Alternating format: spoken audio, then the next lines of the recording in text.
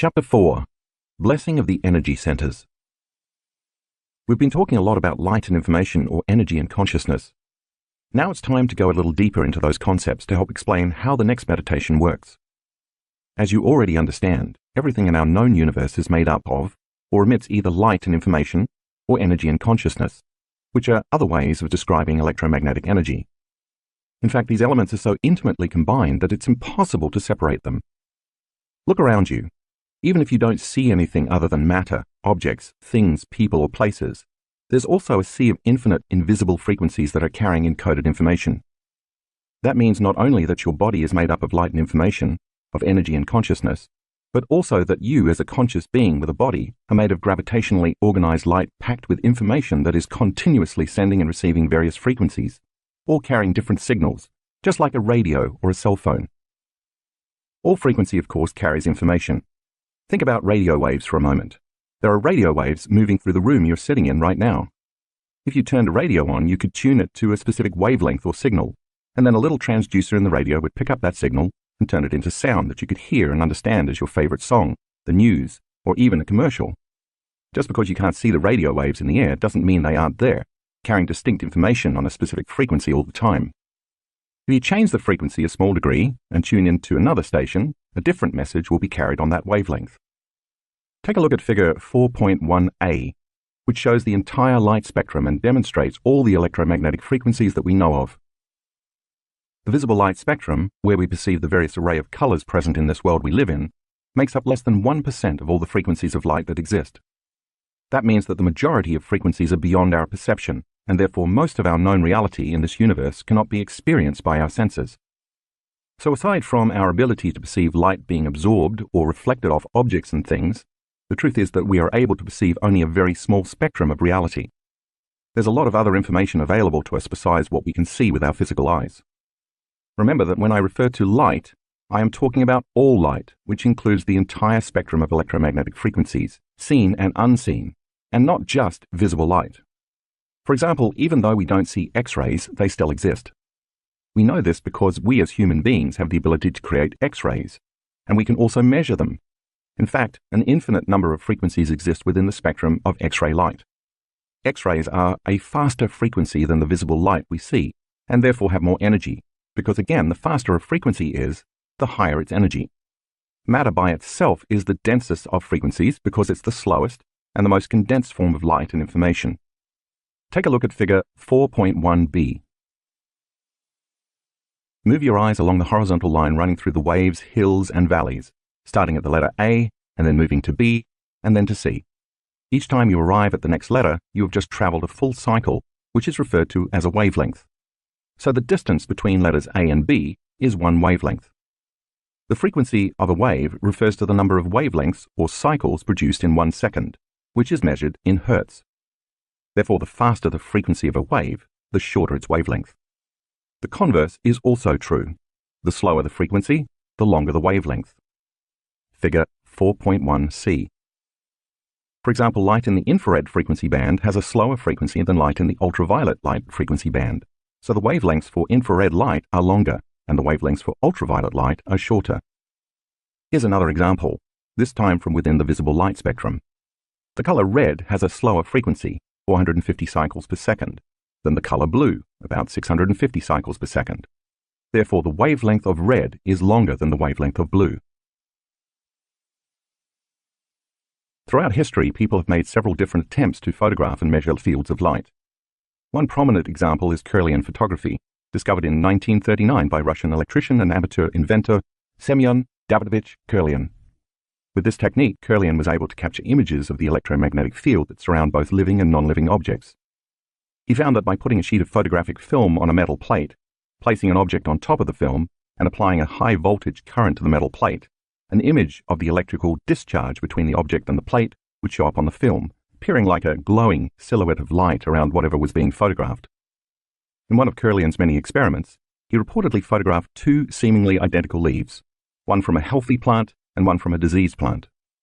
The photograph of the leaf from the healthy plant showed a strong light field, while the other showed a much weaker glow, leading Kirlian to believe that his photographic technique might be a means of assessing health. While scientists today debate the usefulness of Kirlian photography as a diagnostic tool, research on the technique continues. A more recent development along these lines comes from German biophysicist Fritz Albert Popp, PhD, who has spent more than 3 decades studying biophotons, tiny, low-intensity light particles that are stored within and emitted by all living things.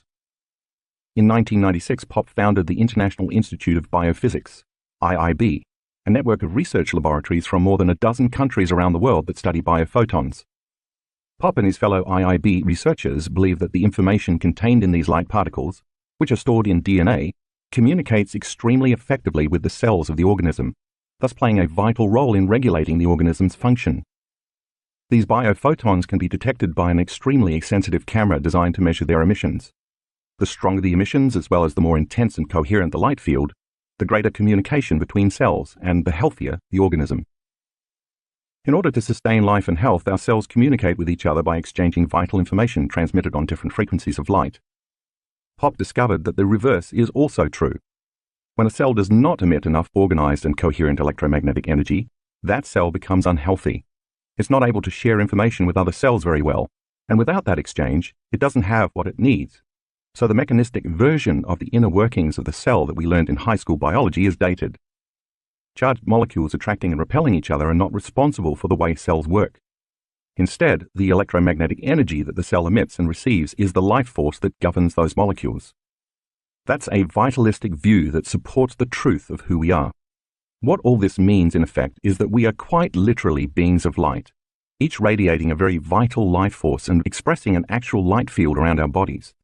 The totality of each cell expressing and contributing to a vital field of light that carries a message.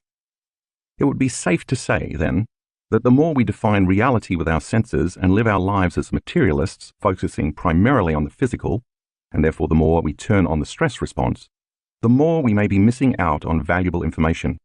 That's because the more we keep narrowing our focus on the matter, objects, things, people, and places in our outer world, the less able we are to sense those other frequencies that aren't visible to the naked eye. And if we are unaware of them, they do not exist to us. As you have already read, and I hope begun to experience yourself with the meditation in the previous chapter, it's possible for you to tune in to certain frequencies around you, just like you can tune a radio dial to 107.3. When you close your eyes and sit still and eliminate the external environment, the static that normally keeps you from sensing those other frequencies, you can train yourself to get a clear signal and receive information from it. When you do this repeatedly, you tune into a new level of light and information that you can use to influence or affect matter. And when you do that, your body experiences syntropy, enhanced order, instead of entropy, disorder, physical breakdown, and chaos. Once you can quiet down your analytical, thinking mind and more readily tune into this more orderly information, your body automatically responds by processing this new stream of consciousness and energy, thereby becoming more efficient, coherent, and healthy. Convergent and divergent focus. At the beginning of the meditation in the last chapter, I asked you to rest your attention in different parts of your body, as well as in the space around different parts of it. Now I want to dive deeper into why I ask you to do that in almost all my meditations. When you practice this, you sharpen your ability to master 2 different ways your brain can focus using convergent focus and divergent focus. Convergent focus is a single-minded or narrow focus on an object, anything having matter. That's the kind of focus you're displaying in my meditations when you rest your attention on a specific place in your body. It's the same kind of focus you use when you pay attention to objects in your environment. Typically, when you go to pick up a glass, call or text somebody, or tie your shoe, you use narrow focus. The majority of the time that you're in narrow focus, you're focusing on objects or things, matter, and people or places in the outer world, mostly things that have 3 dimensions. Remember our previous discussion about living in survival mode with the hormones of stress continually pumping through our bodies, helping us stay at the ready to fight or flee? When we're in that state, we narrow our focus even further because paying very close attention to the external physical world becomes very important. In effect, we become materialists, defining reality with our senses. The different compartments of the brain that normally work in community then begin to subdivide, no longer communicating effectively with each other, and no longer working together seamlessly in a state of coherence, orderliness. Now they're in an incoherent state, sending incoherent messages down the spinal cord to various parts of the body. We've seen this over and over again when we do the brain scans to measure brain waves. As I've said before, when your brain is incoherent, you are incoherent. And when your brain is not working right, you are not working right. It's as though instead of playing a beautiful symphony, your brain and body are producing a cacophony. And because of this unbalanced, incoherent state, you are left trying to control or force outcomes in your life. You try to predict a future that's based on the past, and you do that in part by paying more attention to your outer world of objects and things than to your inner world of thoughts and feelings. In other words, you stay in narrow, convergent focus, obsessively thinking about the same things over and over again. That's what stress does. It influences you to obsess about your problems so you can be prepared for the future worst-case scenario based on your past memories. Being prepared for the worst outcome gives you a better chance of survival because no matter what happens, you are prepared for it. However, when you change your attention from using this narrow focus to adopting a more open and broad focus, as you will do in this meditation, you can become aware of the space and so the light and energy around your body in space. This is called a divergent focus. You go from focusing on something to focusing on no thing, on the wave, energy, instead of the particle, matter. Reality is both the particle and the wave. It's both matter and energy.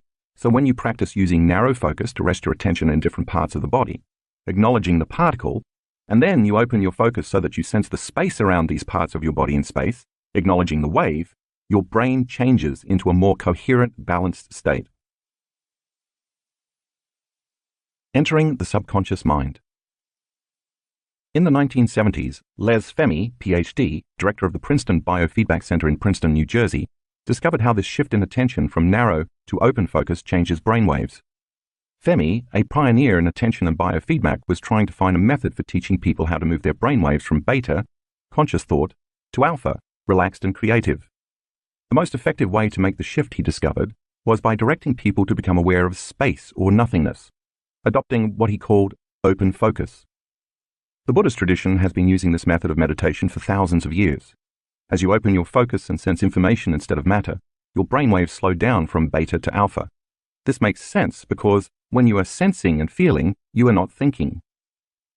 As your thinking brain, the neocortex, slows down, you are able to get beyond the analytical mind, also called the critical mind, which separates the conscious mind from the subconscious mind.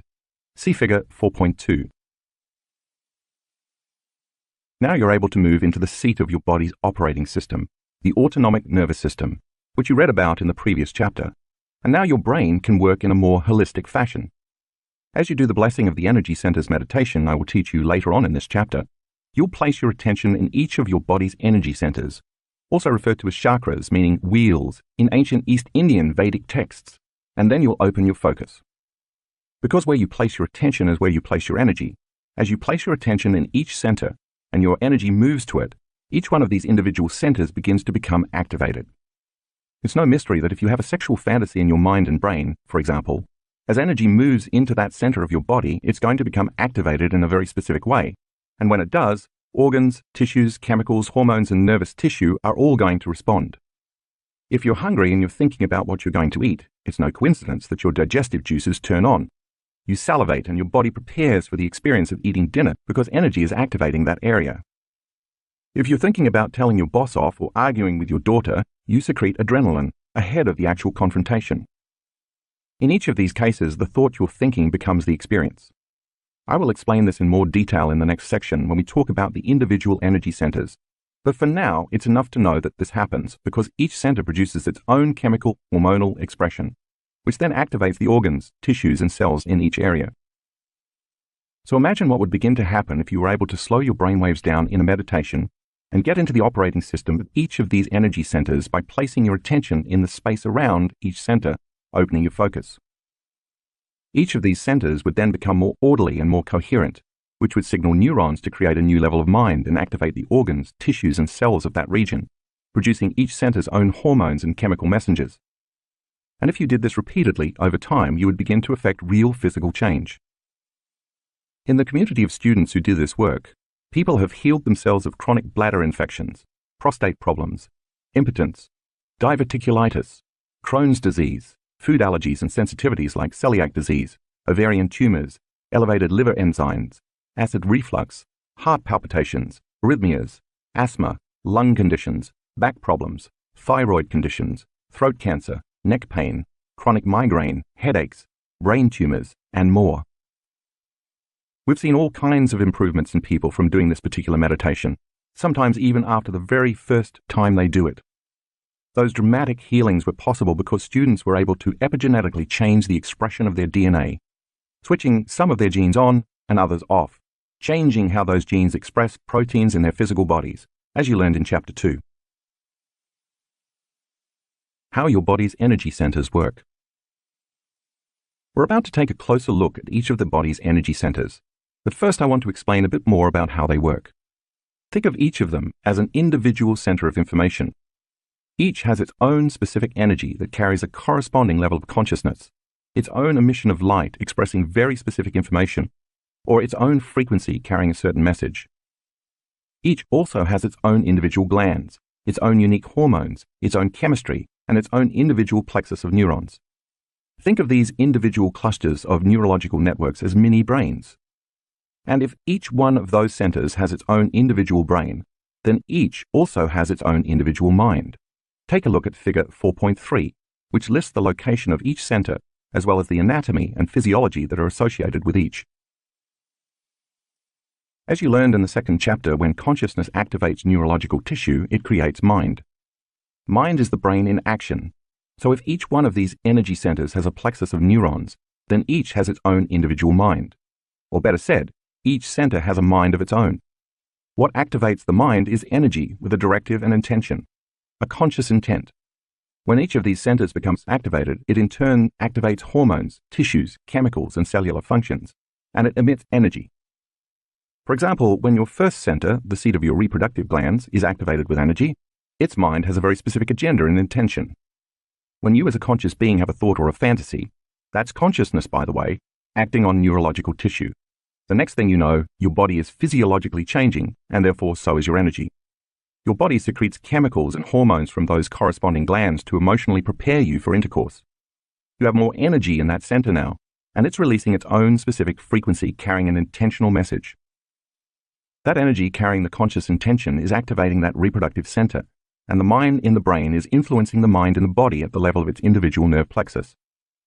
This mind located in that specific area of the body, through this mini-brain, operates on the subconscious level through the autonomic nervous system. It's beyond your conscious control. We could say that the body is now following the mind as the mini-brain in that energy center activates the related glands, which in turn activate corresponding hormones that signal the appropriate chemicals to change the body's emotional state and physiology. And then you are emitting a very clear energy carrying a specific directive out of that center. We have all felt that kind of energy from a very sexual person. Once the energy is moving through that neurological tissue or plexus of neurons, it creates mind at that level. So when it's activated, that center has a mind of its own. The second center also has its own mind, and when we activate its mini-brain, and thus its mind, we trust our gut.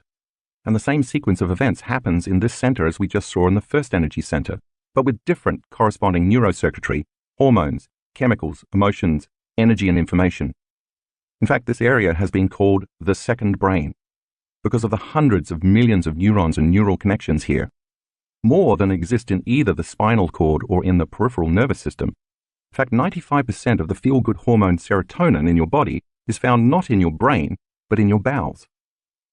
So trusting our gut literally means trusting our instincts.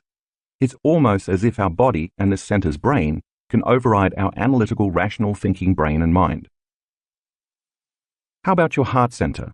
What happens when you lead with your heart?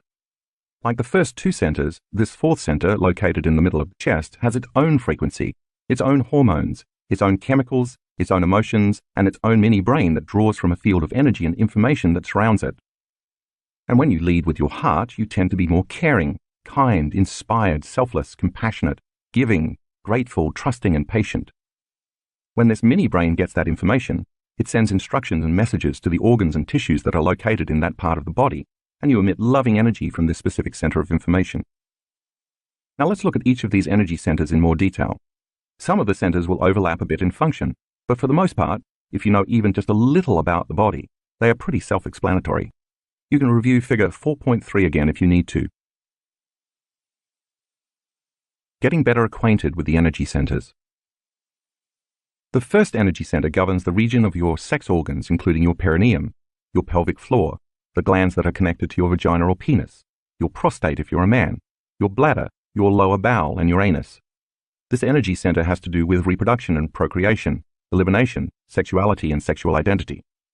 The hormones estrogen and progesterone in women and testosterone in men are correlated with this center.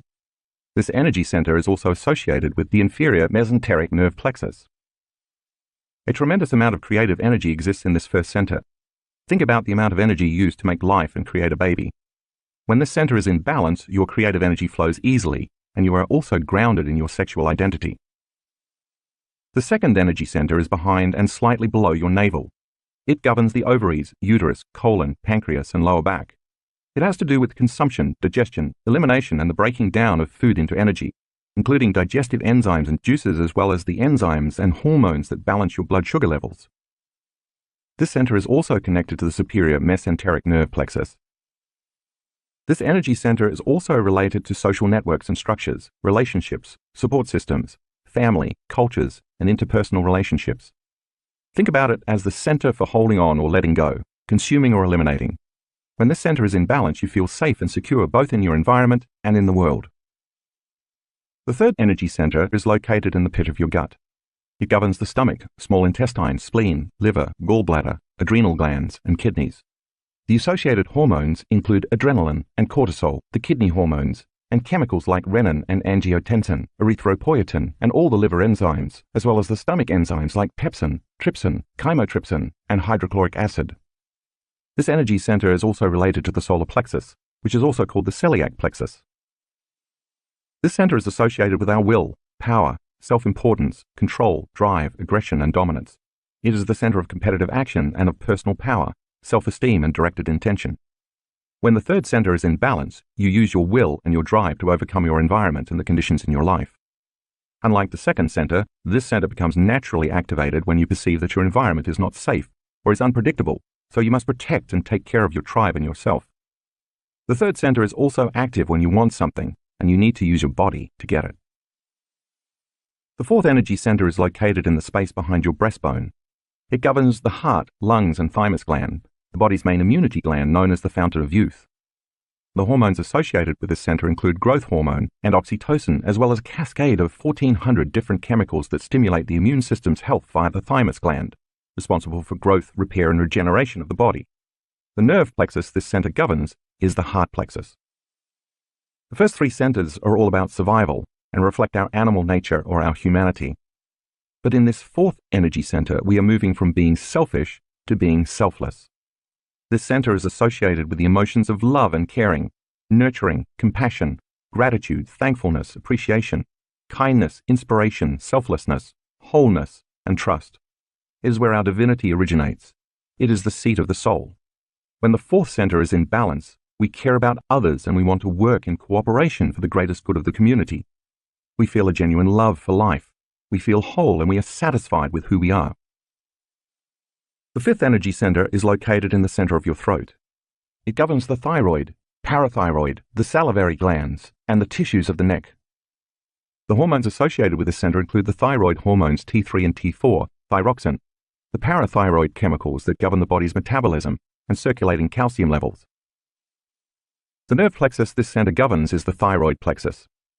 This center is associated with expressing the love you felt in the fourth center, as well as speaking your truth and personally empowering your reality through language and sound. When the fifth center is balanced, you voice your present truth, which includes expressing your love. You feel so pleased with yourself and with life that you just have to share your thoughts and feelings. The sixth energy center is located in the space between the back of your throat and the back of your head. If that's too complicated to picture, just think of it as the center of your brain slightly toward the back of your head. It governs the pineal gland, which is a sacred gland. Some people call the pineal the third eye, but I call it the first eye. It's associated with the door to higher dimensions and shifting your perception so you can see beyond the veil or see reality in a non-linear way. When this center is opened, it's like a radio antenna you can use to tune into higher frequencies beyond the five senses. This is where the alchemist in you awakens. I devote a whole chapter to the pineal gland later in the book, but for now, know that the pineal gland secretes hormones like serotonin and melatonin, as well as some other wonderful metabolites. which are responsible for your circadian rhythms of feeling awake in response to visible light during the day and sleepy in response to being in darkness at night. In fact, the pineal gland is sensitive to all electromagnetic frequencies beside visible light and can produce corresponding chemical derivatives of melatonin that change your view of reality. When this gland is in balance, your brain works in a clear manner.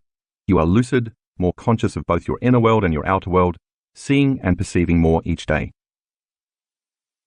The seventh energy center is located in the center of your head and includes the pituitary gland. This gland has been called the master gland because it governs and creates harmony in a downward cascade from the center of your brain to your pineal gland, your thyroid gland, your thymus gland, your adrenal glands, your pancreatic gland, and all the way to your sexual glands. This is the center of the body where you experience your greatest expression of divinity. This is where your divinity, your highest level of consciousness, originates. When this gland is in balance, you are in harmony with all things. The eighth energy center is located about 16 inches, 40 centimeters above the head, so it is the only energy center that is not associated with an area of the physical body. The Egyptians called it the Ka. It represents your connection to the cosmos, to the universe, to the whole. When this center becomes activated, you feel worthy to receive, and that opens you up to insights, epiphanies, deep understandings, and creative downloads of frequency and information that come into your physical body and brain not from memories stored in your nervous system, but from the cosmos, the universe, the unified field, or whatever you want to call that power that is greater than our individual selves. We access the data and memory of the quantum field through this center. Evolving our energy. Now that I have described each of these energy centers in detail, let's take a more dynamic look at how they can work. Certainly, our bodies are designed to use energy in each of the centers as I have outlined. But what happens when we do more with our energy than just survive? What happens when instead of releasing all our energy outward to procreate, to digest food, to run from danger and so on, we begin to consistently evolve some of that energy upward from one center to the next, increasing its frequency as it ascends? Here's what that would look like. We start out by channeling our creative energy from the first center. When we feel safe and secure enough to create, that creative energy evolves, ascending and flowing into the second center. When we have to master some limitation or overcome some condition in our environment, we're able to put the creative energy to good use, and then it will flow to the third center, the seat of our will and power.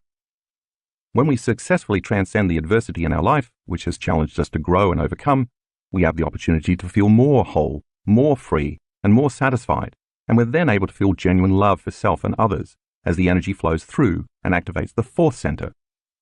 When that happens, we then want to express our present truth, what we've learned or the love or wholeness we feel, and that allows the energy to then move through and turn on our fifth center.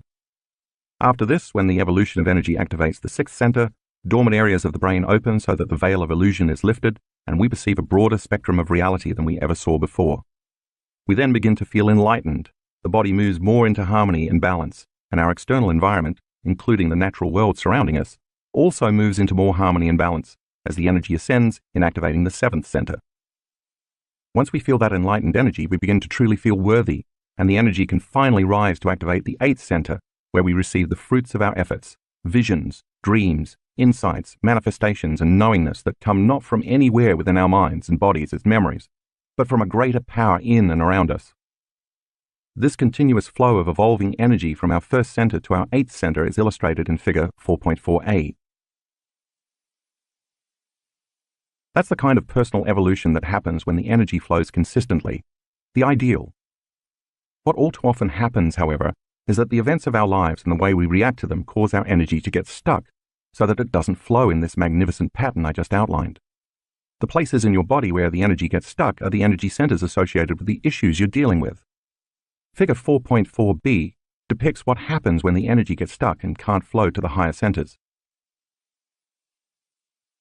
If, for example, a person has been sexually abused or has been conditioned since childhood to think that sex is bad, their energy can stay stuck in the first center, the center associated with sexuality, and they may have problems accessing creativity.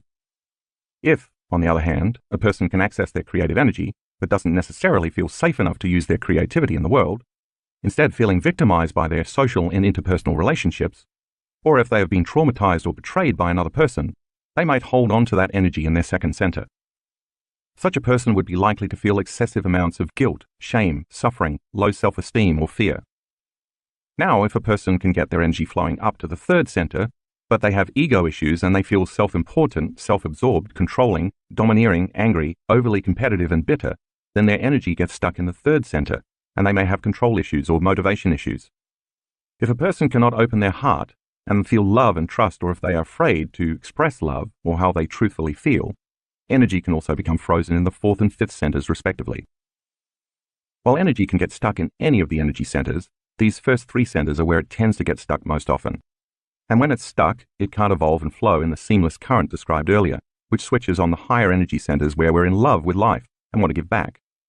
Getting that circuit flowing the way it was designed to do is the whole point of doing the blessing of the energy centers meditation. We bless each of these centers so we can get stuck energy flowing again. Drawing from our energy field. As we discussed earlier, our bodies are surrounded by invisible fields of electromagnetic energy that are always carrying a conscious intention or directive. When we activate each of the body's 7 energy centers, we could say that we are expressing energy out of these centers. Simply put, when we as conscious beings activate a specific energy in each individual center, we stimulate the associated neurological plexuses to produce a level of mind that then activates the proper glands, tissues, hormones, and chemicals in each center. Once each unique center is turned on, the body emits energy carrying specific information or intention from it. However, if we keep living in survival and we are overly sexual, over-consuming, or overstressed by living our lives from the first 3 centers, we keep drawing from this invisible field of energy carrying information that surrounds the body, and we are consistently turning it into chemistry. The repetition of this process over time causes the field around the body to shrink. See figure 4.5. As a result, we diminish our light, and there is no energy that carries a conscious intention moving through these centers to create the correlated mind in each. Essentially, we've tapped our own energy field as a resource. That limited level of mind with its limited amount of energy in each center will send a limited signal to the surrounding cells, tissues, organs, and systems of the body. The result can produce a weakened signal and a lower frequency of energy carrying vital information to the body. Therefore, the lowering frequency of the signals creates disease. We could say that from an energetic level, all disease is a lowering of frequency and an incoherent message. Remember how I said that the lower 3 energy centers of the body are concerned with survival, so they represent our selfish nature? They're about using power, aggression, force, or competition so we can survive the conditions in our environment long enough to consume food, to nourish ourselves, and then procreate and keep the species going, as opposed to the upper 5 centers, which represent our selfless nature and are concerned with more altruistic thoughts and emotions. Nature has made these lower 3 centers very pleasurable so that we keep engaging the actions related to them and what they represent. Having sex, first center, and eating, second center, are quite enjoyable, as is connecting and communicating with others, also the second center. Personal power, third center, can be intoxicating, including the success of overcoming obstacles, getting what we want, competing against others and winning, surviving in a particular environment, and pushing ourselves to move our bodies around. You can see then why some people may tend to overutilize one or more of their first 3 centers, and in so doing, consume more of the field of vital energy and information surrounding the body. For example, an overly sexual person draws extra energy from the field of energy surrounding their first center.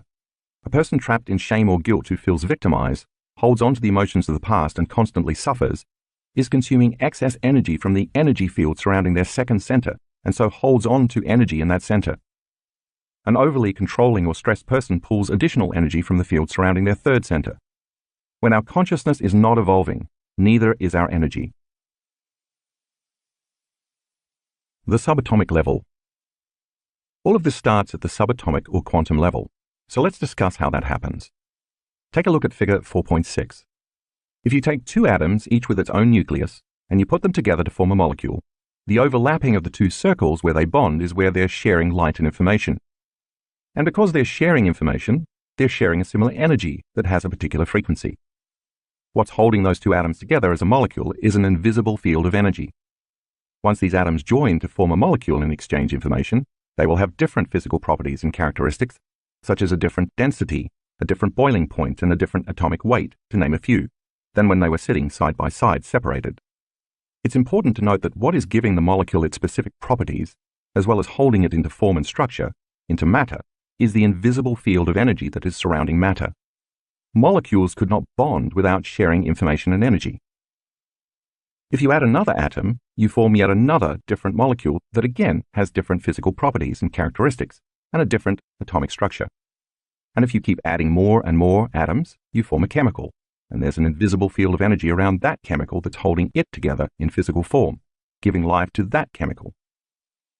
Those atomic forces are real and measurable. If you take enough chemicals and you put them together, you're going to ultimately form a cell, and the cell also has an invisible field of energy surrounding it and giving life to the cell. The cell is actually feeding off different frequencies of light. It's not molecules and positive or negative charges that are instructing the cell to do what it does. According to the new field of biology called quantum information biology, it's the biophotons we discussed earlier and their patterns of light and frequency that the cell emits and receives that gives the instructions. The healthier the cell, the more coherent the biophotons it emits. If you remember from what you learned so far, coherence is an orderly expression of frequency. The exchange of information via electromagnetic frequencies of light between the cell and this field of energy surrounding it happens faster than the speed of light, which means it happens on the quantum level. To continue, if you put a group of cells together, you form a tissue, and that tissue has an invisible field of unifying coherent frequency and energy that causes all those individual cells to work together in harmony, functioning as a community. If you take that tissue and further develop it into a more specialized function, you form an organ, and an organ also has an invisible field of electromagnetic energy. That organ literally receives information from this invisible energy field. In fact, the memory of the organ actually exists in the field. The way this can affect transplant patients is fascinating. Probably the most famous example is the story of Claire Sylvia, who wrote a book called A Change of Heart about her experiences after receiving a heart and lung transplant in 1988. All she knew at the time was that her new organs came from an 18-year-old male donor who had died in a motorcycle accident. After the transplant, the 47-year-old professional dancer and choreographer developed cravings for chicken nuggets, French fries, beer, green peppers, and Snickers bars, none of which were foods she had enjoyed before. Her personality also changed. She became more assertive, more confident. Her teenaged daughter even teased her about developing a man's gait. When Sylvia eventually tracked down the family of her donor, she discovered the foods she had craved after the transplant were indeed the young man's favorites. That vital information was stored in the light field of the organ. The most dramatic story illustrating this involves an 8-year-old girl who, after receiving a heart transplant from a 10-year-old girl, began having vivid nightmares about being murdered. The donor had indeed been murdered, and the perpetrator had not been caught. The patient's mother took her to a psychiatrist who was convinced that the girl was dreaming about events that had actually occurred. They contacted the police, who opened an investigation using the girl's detailed account of the murder, including information on the time and place of the crime, the weapon, the physical characteristics of the criminal, and the clothing the murderer was wearing. The killer was identified, arrested, and convicted. So in these cases, that information in the energy field surrounding the transplanted organ changed the expression of the energy field of the individual once the person had a transplant. It's different light and different information mixing with the transplant patient's pre-existing field. The recipient can pick up on that information as memory in the field, and it influences their mind and their body. The energy holding specific information is influencing matter. Then when you group organs together, you form a system, such as the musculoskeletal, cardiovascular, digestive, reproductive, endocrine, lymphatic, nervous, and immune systems, to name a few.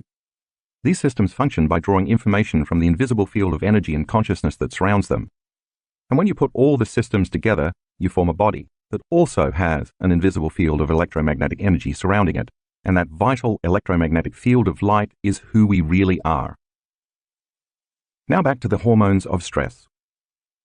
As I mentioned earlier, when you're in survival mode and you're drawing too much from this invisible field of energy to turn it into chemistry in your physical body, whether you're oversexed, overeating, overstressed, or all at once, this energetic field around your body diminishes. That means there's not enough energy or light surrounding the body to give the proper instructions to matter for homeostasis, growth, and repair. When that occurs, these individual centers no longer receive, process, or express energy, and they no longer produce a healthy neurological mind to send the necessary signals to the associated parts of the body where these centers innervate. Since that energy with a conscious intent moving through or activating neurological tissue creates mind, the energy centers diminish in the expression of the minds to regulate the cells, tissues, organs, and systems of the body because there's no energy moving through them. the body begins to function more like a piece of matter without the proper coherent energy of light and information. Those mini-brains become incoherent, just as our brain becomes incoherent. In addition, when the brain is incoherent and compartmentalized because of the hormones of stress, that incoherent brain then sends a very incoherent message, like static on a radio, down the central nervous system to each of the plexuses of neurons that have to do with communicating with the body.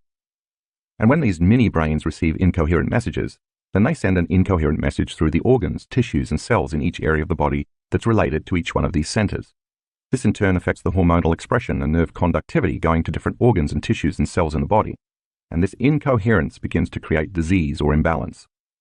The result is that when these individual brains become incoherent, each corresponding area of the body becomes incoherent. And when they don't work well, we don't work well. Increasing energy. In the Blessing of the Energy Centers meditation, when you learn how to rest your attention in each of these centers and become aware of the space around them, you create coherence in each of these little brains in the same manner as you create coherence in the big brain between your ears. And as you acknowledge the particle, matter, by resting your attention in your perineum for the first center, or in the space behind your belly button for the second center, or in the pit of your gut for the third center, or in the center of your chest for the fourth center, and so on, you're anchoring your attention in that center. And where you place your attention is where you place your energy. Then you'll move to placing your attention in or opening your focus to the space around each of those centers, tuning in to the energy beyond that center. And as you do this, it's vitally important that you move into a state of elevated emotion such as love or gratitude or joy. As you know from previous chapters, this is important because the elevated emotion is energy, and the longer you can hold that open focus from a state of elevated emotion, the more you will build a very coherent field with a very high frequency around that center in your body. Once you build that coherent field around a center, that center has a coherent energy with the right instructions to draw from. The atoms, molecules, and chemicals that form the cells that create the tissues that make up the organs and the systems of the body will be drawing from a new field of light and information and a more coherent energy, carrying a more intentional message, giving new instructions to each center of the body. The body will then begin to respond to a new mind. As you surrender and move into the present moment, and you understand that where you place your attention is where you are placing your energy, you can build a new field of light and information and raise the frequency of the signal. And that intentional thought directs energy through each center to produce a new mind in that individual brain. As each center draws from a new field of frequency and information, the body moves back toward balance or homeostasis. And in this new state, you become more energy and less matter, more wave and less particle. The more elevated the emotion, the more energy you create, and the more dramatic a shift can result. If, on the other hand, you stay stuck in the survival emotions of worry, fear, anxiety, frustration, anger, distrust, and so on, you don't have this energy, this information, and this light around your body.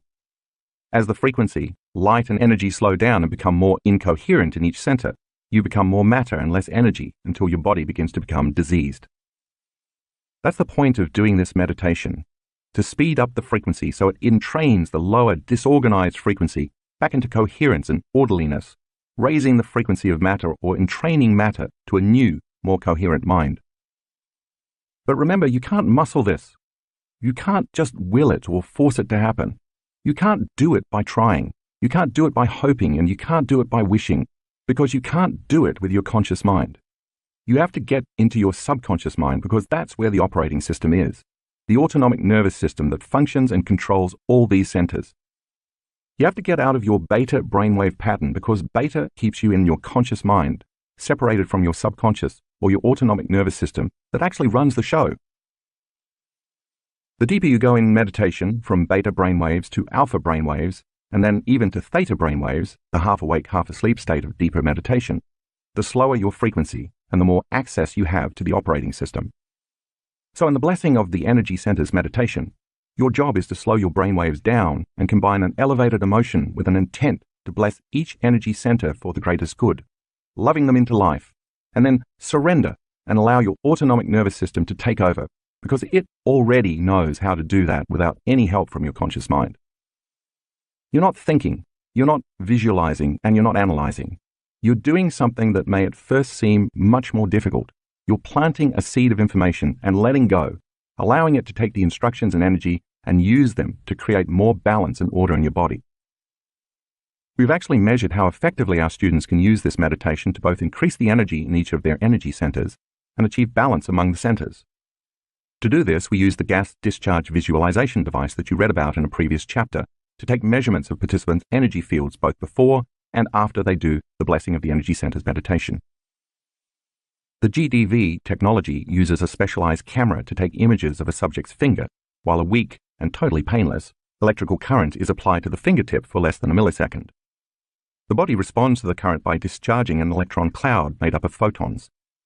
While the discharge is not visible to the naked eye, the GDV device's camera can capture it and translate it into a digital computer file. Then a software program called BioWell uses the data to create an image like the one you see in graphic 4 in the color insert. Graphics 4A to 4D show how balanced or imbalanced the subject's energy centers are, both before and after meditation. The BioWell software uses the same GDV data to estimate the frequency of each energy center and compare it to the norm. Balanced energy centers would appear in perfect alignment, while imbalanced centers would make an off-center pattern. The size of the circle, representing each energy center, shows whether its energy center is less than, equal to, or greater than average, and by how much. The left side of each example in graphic 4 shows the measurements of the subject's energy centers taken before we started our workshop, while the right side shows the measurements taken a few days later. Now look at graphics 5A to 5D. The left side of this figure shows the measurements of the energy field around each student's entire body before we started the event, while the right side shows the measurement of the field around the whole body afterward. We have also used the GDV device to measure how this meditation, as well as any of the other meditations in this book, enhances the energy field surrounding the entire body. As you'll soon read in the instructions at the beginning of the meditation, I repeatedly ask you to place your attention not only on various parts of your body, but also on the space around those parts of your body, and then, at the end of the meditation, on the space around your entire body. As you have learned, where you place your attention is where you place your energy. So if you are putting your focus on this space, that's naturally where your energy is going to go. In doing this, you're using your attention, awareness, and energy to build and enhance the field of light and information surrounding your body. This, in turn, creates order and syntropy instead of disorder and entropy. Now you are more coherent energy and less matter, and you have your own enhanced field of light and information that you can draw from to create. Blessing of the Energy Centers Meditation. This meditation has become one of the most popular meditations among our students and has created an impressive number of supernatural results. As I did in the previous chapter, I will give you some basic instructions so that if you choose to do the meditation on your own, you'll know how to proceed. Begin by placing your attention in the first energy center and then move to opening up your attention to the space around this center. Once you can sense this space around the energy center, bless that center for the greatest good, and then connect to elevated emotions like love, gratitude, or joy to raise the frequency of this center and also create a coherent field of energy. Do this for each of the 7 energy centers in the body, and when you come to the 8th center, a place about 16 inches above your head, bless this center with gratitude or appreciation or thankfulness, because gratitude is the ultimate state of receivership. This center will then begin to open the door to profound information from the quantum field. Now open your focus and place your attention on the electromagnetic energy surrounding your entire body, building a new field of energy. As your body draws from a new field of electromagnetic energy, you become more light, more energy, and less matter, and you raise your body's frequency. Remember, if you are going to create the unlimited, you have to feel unlimited. If you're going to heal in a magnificent way, you have to feel magnificent. Tap into elevated emotion and sustain it throughout the meditation. Once you've blessed each of the energy centers, lie down for at least 15 minutes. Relax, surrender, and let your autonomic nervous system take the orders and integrate all this information into your body.